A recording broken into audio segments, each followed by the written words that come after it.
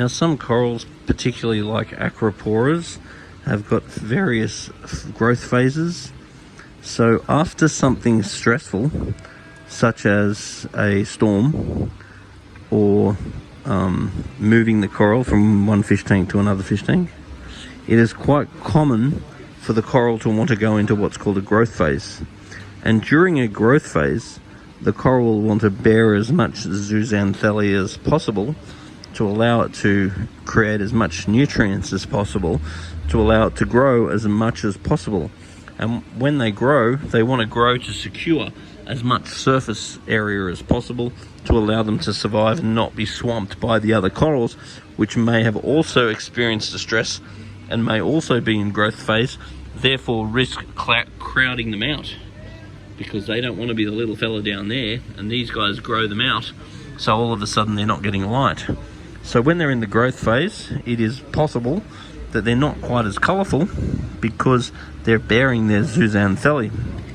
Now, after a couple of months, it can be extended periods of time, then if the nutrient level of the environment falls and the coral feels very established and very secure, it then may have less zooxanthellae and may display more pigment and therefore be more colourful.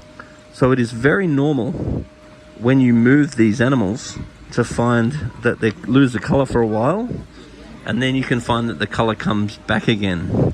You can also find that in general, the more blue you light, the flatter the coral is going to want to grow.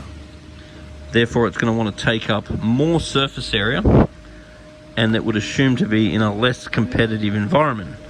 On the other hand, if there's a more full spectrum, then the coral would assume it's in shallower water, therefore more competitive environment, therefore they really want to grow up as fast as possible. Now, various things can also stimulate which phase the corals are in.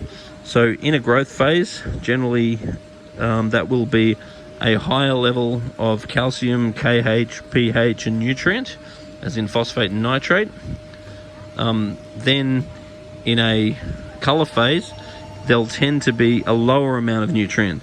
So let's say that hasn't been a storm for a while and all the nutrients haven't been all stirred up, or there hasn't been a plankton bloom lately, then the corals actually don't want to grow so fast, and they'll go into a colour phase because it's not in their interest to grow real fast, because there's not the energy available to grow real fast.